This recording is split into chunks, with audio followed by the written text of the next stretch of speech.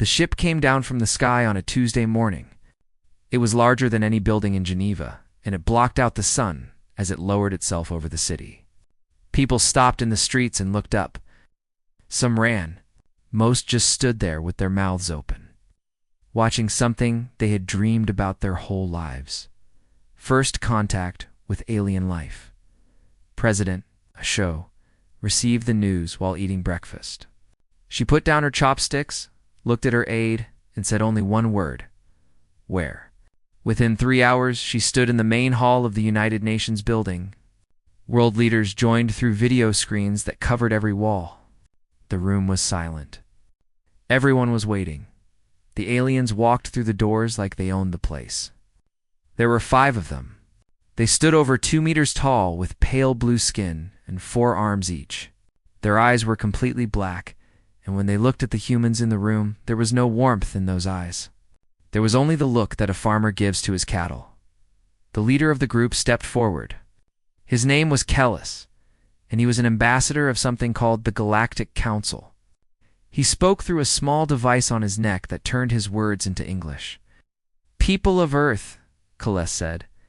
His voice was calm and almost bored. "We have watched your species for many of your centuries. We have seen you develop. We have seen you struggle. We have seen you finally reach beyond your small world." He paused and looked around the room. A small smile appeared on his thin lips. "The Galactic Council has decided your fate. After much discussion, we have classified your species. You are now designated as a servitor race. This means you belong to the Council. Your planet, your resources, and your people are now property of the 12-member species." The room exploded with noise. Leaders shouted.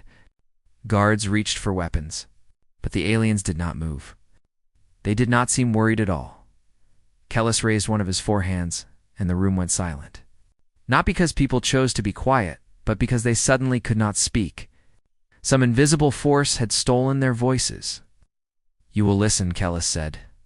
"Your biology makes you perfect for labor and breeding. You are strong enough to work. You are smart enough to follow orders. You are not smart enough to be a threat. This is simply the natural order of things." He waved his hand again, and people could speak once more.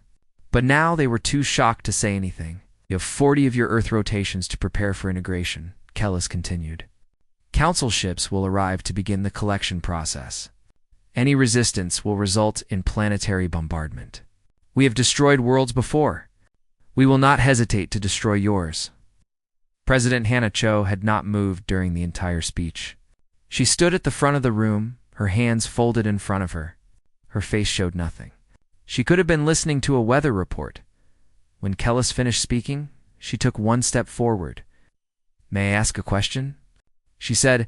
Her voice was steady and polite. Kellis looked at her with amusement. "You may. You said we have 40 days to respond. Is this correct?" "To prepare for integration," Kellis corrected. "Not to respond." "There is nothing to respond to. This is not a negotiation." "I understand," Hannah said. She nodded slowly. 40 days. That is more than enough time. Something changed in Kellis's expression. For just a moment, his smile flickered. But then it returned. "More than enough time for what, exactly?" "Your primitive weapons cannot scratch our ships. Your soldiers cannot fight our armies.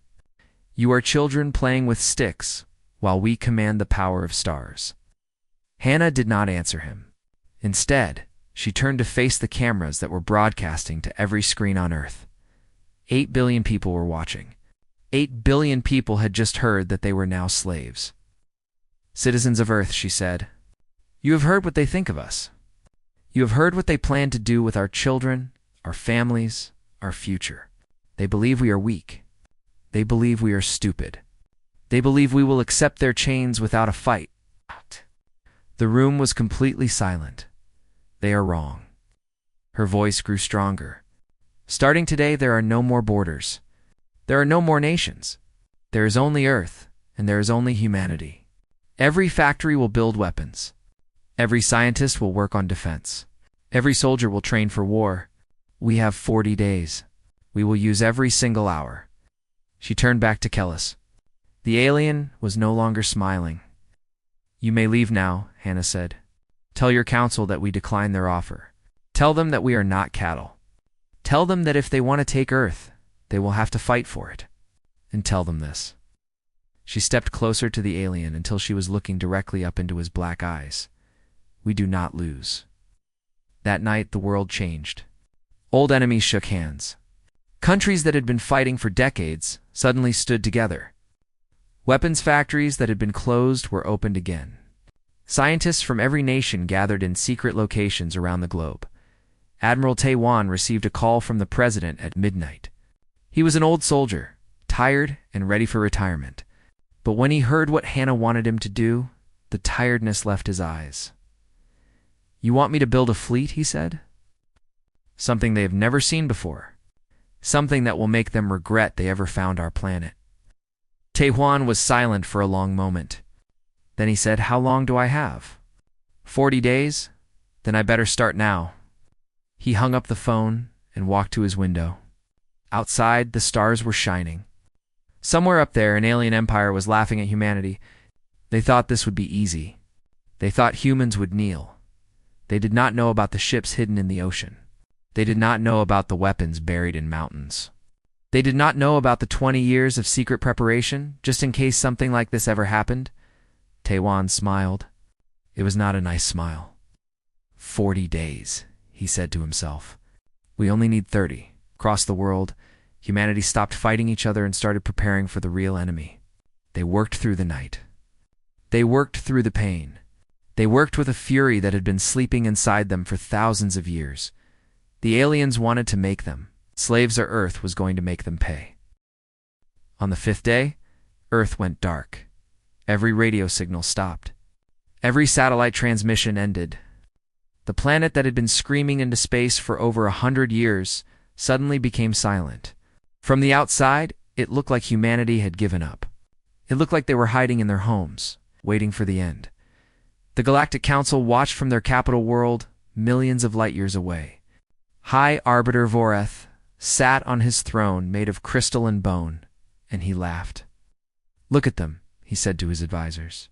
They have finally understood their place. They are hiding like the animals they are. The other council members agreed. They had seen this before with other species. First came the anger, then the fear, then the silence. Soon the humans would accept their fate. Soon they would kneel. Only one voice disagreed. Scholar Orin was old, even by the standards of his long-lived species. He had spent his life studying the galaxy, learning about every race that the Council had conquered, and something about the humans worried him. They are not hiding, Orin said quietly. I have read their history. I have seen what they do to each other. They are the only species that invented war before they invented medicine. The only species that burned their own cities for ideas. The only species that kept fighting after they should have died. Voreth waved his hand dismissively. Ancient history. They are primitives with primitive weapons. Our ships will brush them aside like dust.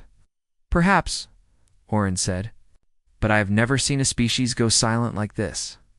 When other races lost hope, they made noise. They begged. They cried. The humans have done neither. They have simply ... stopped. Because they are afraid, Voreth said, or because they are preparing. But no one listened to the old scholar. The council was too confident, too proud. They had ruled the galaxy for 100,000 years. What could one small species on one small planet possibly do? Far below the council's notice, Earth was anything but silent.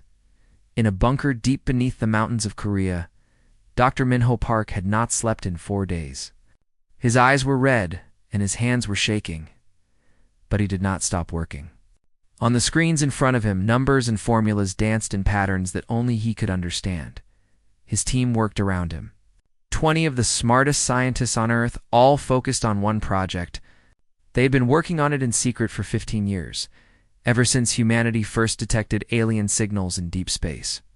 They knew that someday, someone would come. They wanted to be ready, and now finally, the weapon was almost complete. The void pulse, Minho said to himself as he checked the final calculations. If this works, we can tear holes in space itself. We can destroy anything. Ships, stations, planets. Ow. His assistant, a young woman named Jisoo, looked at him with worried eyes. And if it does not work? Minho did not answer. He did not want to think about that possibility in the deep ocean. 300 kilometers below the Pacific surface, Admiral Taewon stood on the bridge of a ship that should not exist. The vessel was called the Iron Dragon. It was the flagship of Earth's secret fleet. For 20 years, humanity had been building warships in hidden locations. Underwater bases, hollowed-out asteroids, underground factories that even most governments did not know about. The public space program had been a distraction, a toy to show the galaxy while the real work happened in the shadows. Now 300 ships were ready. They were not pretty. They were not elegant. They were ugly machines built for one purpose only, to kill. Captain Unikim walked onto the bridge and saluted. She was young, barely 30, but she had more flight hours than pilots twice her age. She had been training for this moment her entire life without knowing it. "The fleet is ready, Admiral," she said. "All ships are powered up. All crews are at stations." Taewon nodded slowly.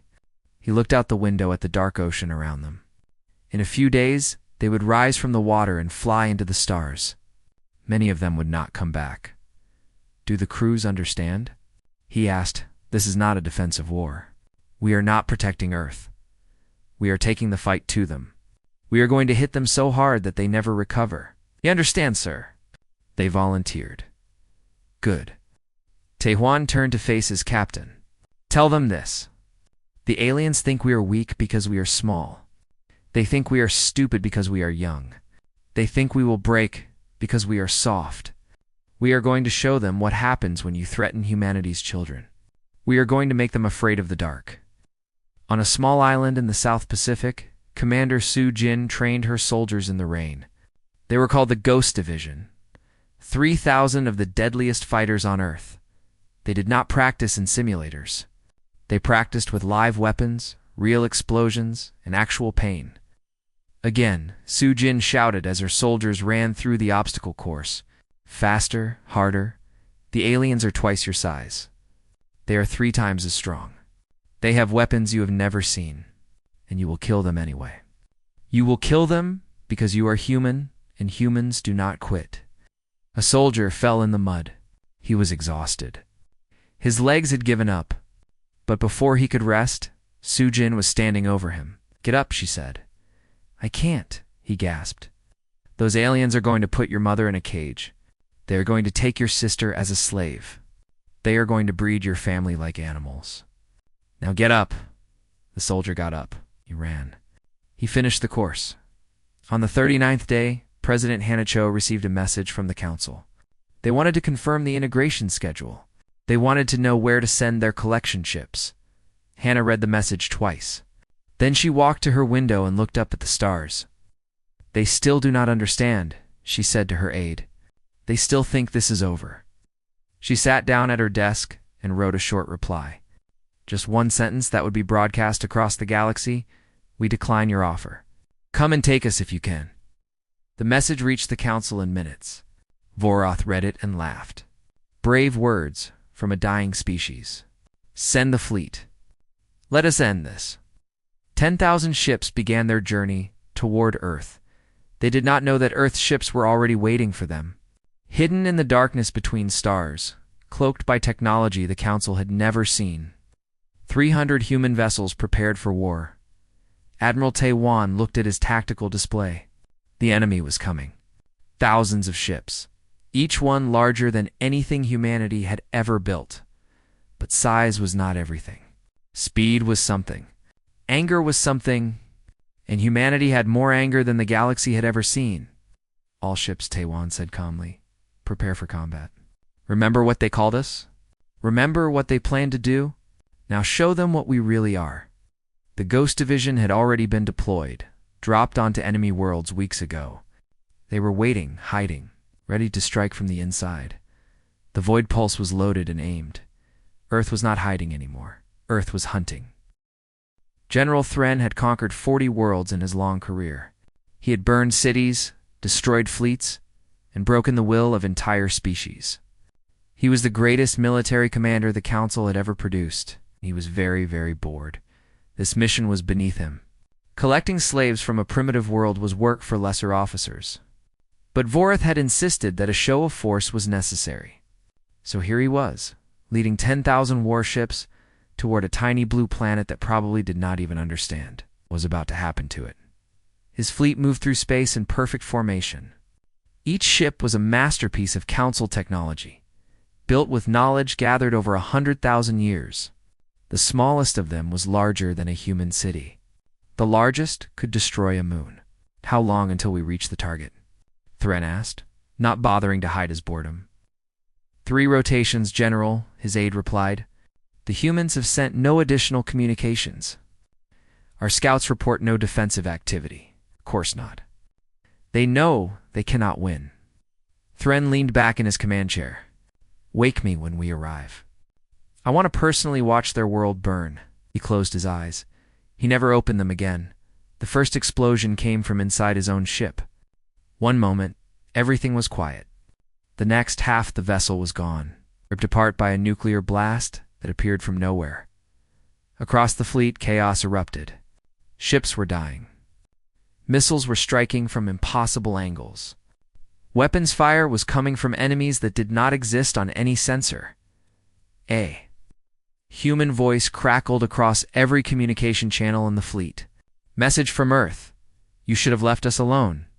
Captain Unikim smiled as she watched the enemy fleet tear itself apart.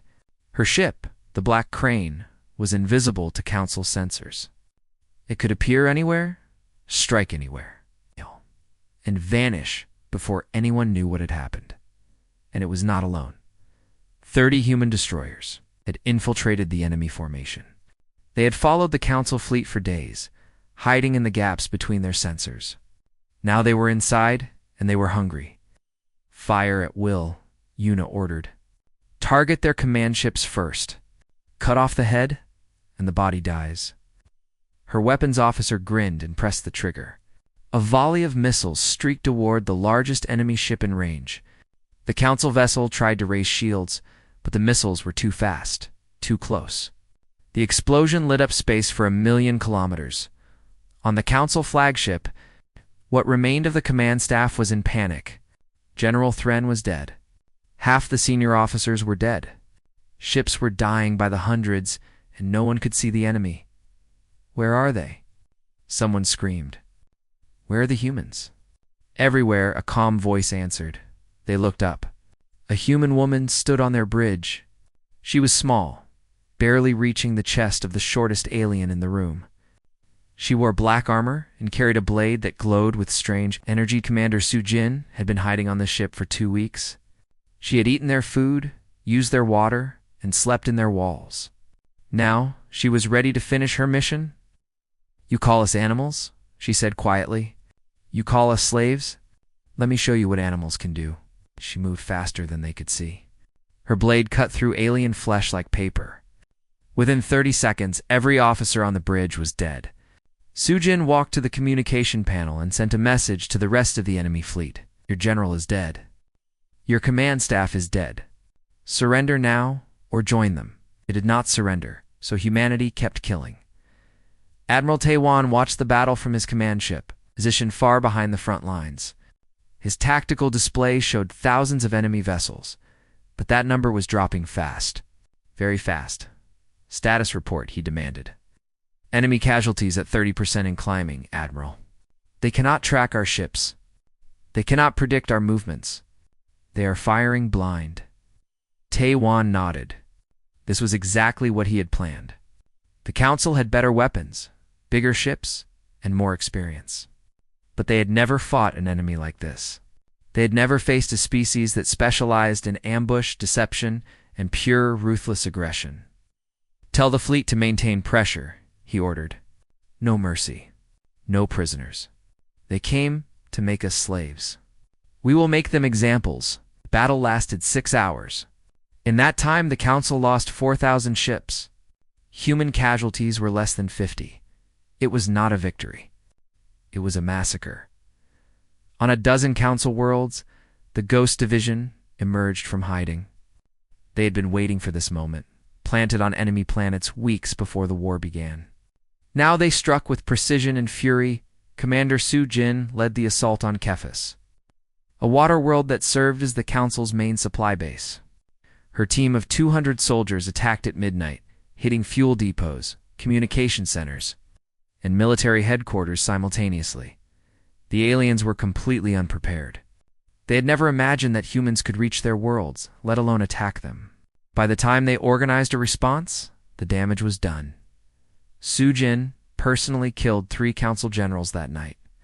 She found them hiding in a bunker beneath the ocean, protected by 50 guards.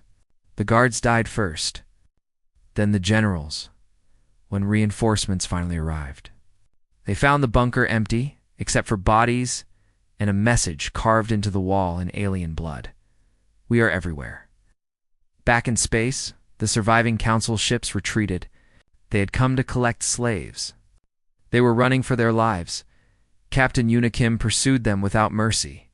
Every time they tried to stop and regroup, her fleet appeared from nowhere and tore them apart. Every time they thought they were safe, more missiles came streaking out of the darkness. They are learning fear, Una said to her crew. Good. Fear is the first lesson. There are many more to come. In the council capital, High Arbiter Vorath received the reports with disbelief. His greatest fleet destroyed. His best general dead. His supply worlds burning. This is impossible, he whispered. They are primitives. They cannot do this. Scala Oren stood in the corner, his old face showing no surprise. I warned you, he said quietly. I told you they were different. I told you they were dangerous. How? Vorath demanded. How are they doing this? Where did they get this technology? They built it themselves, Oren replied. While we laughed at them, they were learning. While we called them animals, they were preparing. They knew we would come eventually. They have been waiting for us. Vorath stood up from his throne. His 4 hands were shaking with rage and fear. Send more ships. Send everything we have. I want that planet destroyed. I want every human dead. That may not be possible anymore, Oren said. They are no longer on their planet. They are in our space. They are in our worlds. They are inside our empire, and we cannot stop them. For the first time in 100,000 years, the Galactic Council felt real fear, and humanity was just getting started. The war that the Galactic Council expected to last one day stretched into months. Then those months became a year, and with each passing week, humanity pushed deeper into enemy territory, burning everything in their path. Dr. Minho Park stood before a window in his laboratory watching the stars. Behind him, his team was running final tests on the weapon that would end this war forever. They called it the Void Pulse, and it was the most terrifying thing humanity had ever created. The math is perfect, his assistant Jisoo said quietly. It will work. I know it will work, Minho replied. That is what frightens me. The Void Pulse did not destroy things in the normal way. It did not burn or explode or crush. Instead, it tore holes in the fabric of space itself. Anything caught in the pulse simply ceased to exist. It's pulled into a tiny singularity that lasted for just a moment before collapsing. It was a weapon that could kill worlds. And Minho had built it. Admiral Taewan wants to use it at Threshold, Jisoo continued. The Council's largest military station. 40 million soldiers. 3,000 ships. If we destroy it, the war could end. Minho closed his eyes. 40 million lives. That was more than the population of many Earth countries. Even if those lives belonged to enemies who wanted to enslave humanity, the number was still staggering. Prepare the weapon, he said finally. I will go with the fleet. If we are going to use this thing, I need to see it myself. 3 days later, the human fleet arrived at Threshold. The station was massive, a moon-sized structure that served as the heart of the Council's military power. It bristled with weapons, surrounded by thousands of warships, protected by shields that could withstand nuclear strikes. Admiral Taewan looked at it through his viewport. In another life, he might have admired its engineering. Now he only saw a target. "Is the weapon ready?" he asked. "Yes, Admiral," came the reply. "Dr. Park is standing by. Tell him to fire when ready." In a specially modified ship at the back of the fleet, Minho Park sat before a simple console. One button. That was all it took. One button, and 40 million beings would die. One button, and humanity would become something new. Something terrible. His finger hovered over the control. He thought about his family back on Earth. He thought about the children the Council wanted to enslave. He thought about the species that had looked at humanity and seen nothing but cattle. He pressed the button. The void pulse launched from the ship as a beam of pure darkness. It crossed the distance to threshold in less than a second. When it hit the station, reality itself seemed to scream. The entire structure collapsed inward. Ships, soldiers, weapons, everything was pulled toward a point of infinite density. The shields did nothing. The armor did nothing. Physics itself bent and broke as the singularity devoured everything within 1,000 kilometers. Then, just as quickly as it had appeared, the singularity vanished. Where threshold had once stood, there was nothing. Not debris, not bodies, not atoms. Just empty space where 40 million lives had been. Admiral Taiwan watched in silence. His bridge crew watched in silence. The entire fleet watched in silence. Then Minho Park's voice came over the communication channel. He was crying. "It is done. God forgive us. It is done." News of Threshold spread across the galaxy in hours. The Council's greatest fortress destroyed by a single shot. Their largest fleet erased from existence. Their power broken. High Arbiter Vorath attempted to negotiate. He sent a message to Admiral Taiwan offering full citizenship for humanity, equal rights, seats on the Council. He promised to forget everything that had happened. He begged for peace. Taiwan received the message in his quarters. He read it once, slowly. Then he burned it. His reply was brief. "You declared our children property. You planned to breed us like animals. There is no negotiation. There is only payment." The human fleet continued its advance. One by one, the Council's homeworlds fell. Not destroyed, humanity was not interested in extinction. They were interested in something far more personal. They wanted the Council to live with what they had done, Captain. Unikim led the assault on Kellis's homeworld. This was the planet of the ambassador who had first delivered the slavery decree. Una remembered his smiling face, his amused voice, as he called humanity primitive. She remembered everything. Her fleet descended on the planet like a storm. The defenses crumbled in hours. By nightfall, human soldiers walked through the capital city. The population that had once laughed at Earth was now cowering in fear. Una found Kellis hiding in his mansion. The once proud ambassador was on his knees, begging for mercy. "Please," he whimpered. "I was only following orders. I did not mean what I said. Humans are great. Humans are powerful. Please do not kill me." Una looked at him for a long moment. Then she turned and walked away. "I am not going to kill you," she said over her shoulder. "You are going to live. You are going to watch as we tear down everything your species built. You are going to watch as we free every slave, destroy every council, and end every empire. And every day, you are going to remember that you could have left us alone." On the council capital world, President Hanacho walked up the steps of Vorath's palace. Human soldiers stood at attention on either side. Above them, human ships darkened the sky. Vorath was waiting at the top of the steps. He was old now, broken. His forearms hung limp at his sides. His black eyes had lost their arrogance. "You have won," he said quietly. "What do you want from us?" Hannah stopped in front of him. She was smaller than his foot, a tiny human woman standing before the leader of a galactic empire. But she was not afraid. She had never been afraid. "I want you to understand," she said. "You measured our worth by the size of our ships and the age of our species. You looked at us and saw animals. You never measured our fury. You never understood what we become when our children are threatened." She stepped closer. "We are not the strongest species in the galaxy. We are not the oldest or the wisest. but we are the most stubborn. We are the most angry. And we never, ever give up. Vorath bowed his head. What happens now? Now you live with the consequences. The council is dissolved. Your empire is over. Every species you enslaved is free, and humanity will make sure it stays that way. She turned to face the cameras that were broadcasting to 1,000 worlds. 8 billion humans on Earth were watching. Countless billions of freed slaves were watching. The entire galaxy was watching. We did not want this war, Hannah said. We wanted to join the galactic community in peace. But you gave us no choice. You threatened our families. You tried to make us slaves. So we did what humans have always done when pushed too far. She paused, and her voice grew harder.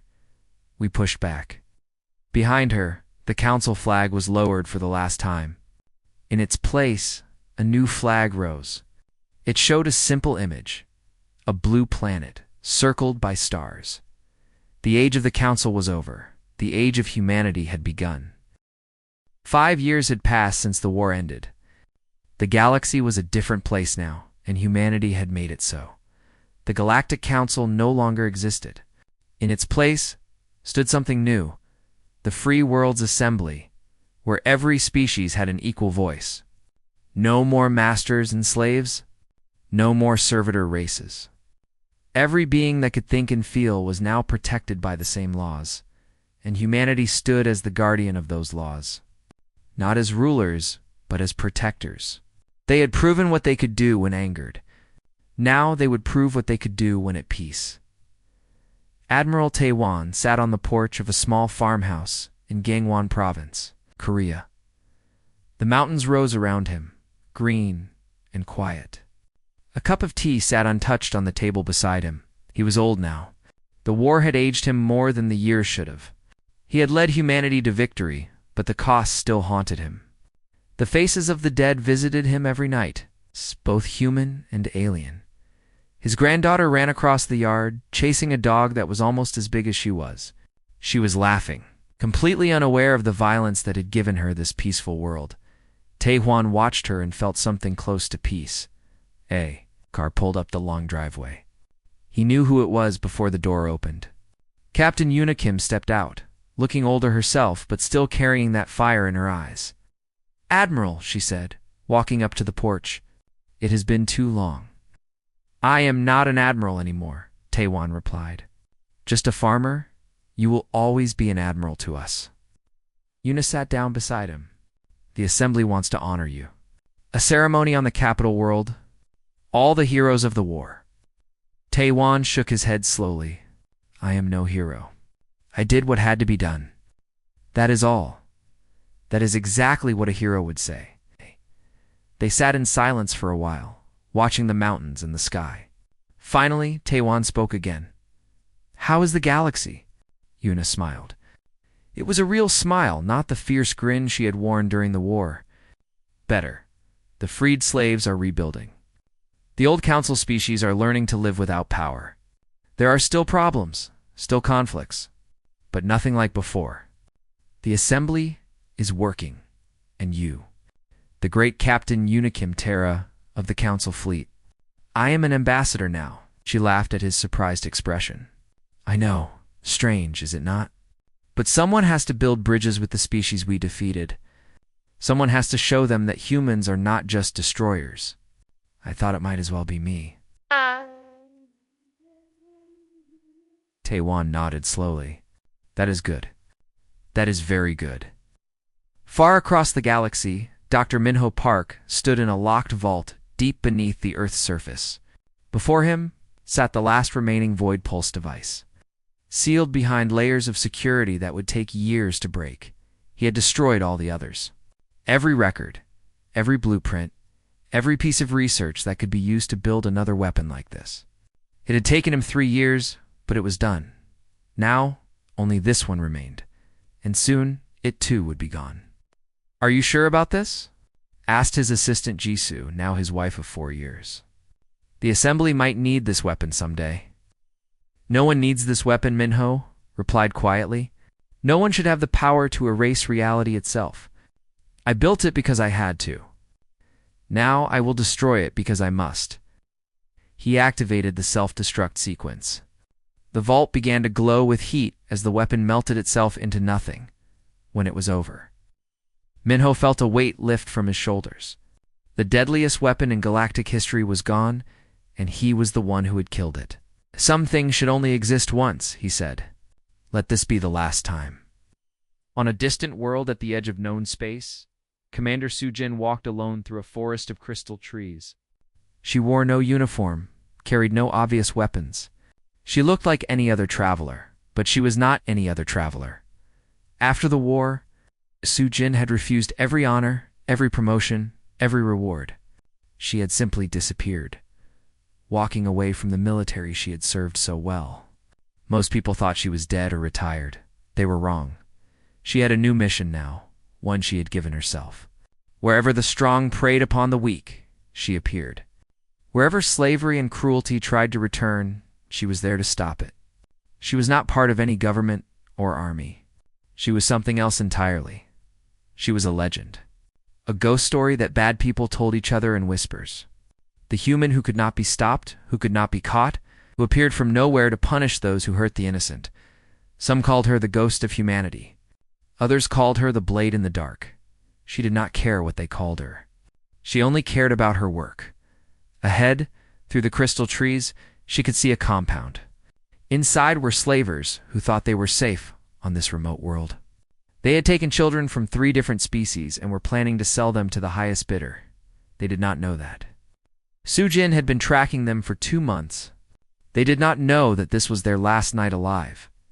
She checked her weapons one final time and moved forward into the darkness. On Earth. In a garden beside the presidential palace, Hannah Cho spoke to a group of children. She was no longer president. She had served 3 more terms after the war and then stepped down, passing the burden to younger hands. But she still had one duty left, to make sure the next generation understood. They called us weak, she told the children, who sat in a circle around her. They called us small and stupid and primitive. They thought we would kneel because we were young and they were old. But you know what they forgot? The children shook their heads, eyes wide with attention. They forgot that the young are always stronger than the old. They forgot that small things can be fierce. They forgot that primitives invented fire and wheels and dreams. She smiled at them. Most importantly, they forgot that we do not give up. Ever. No matter how dark things become, no matter how impossible the odds seem, we keep going. That is what makes us human. A little boy raised his hand. Are we the strongest species in the galaxy now? Hannah shook her head. No. We are not the strongest or the smartest or the most powerful. But we are the most determined. And that matters more than strength. Far away on the council capital world that was now just another free planet, Scholar Oren finished writing the final pages of his book. He was ancient now, the last surviving member of the old council leadership.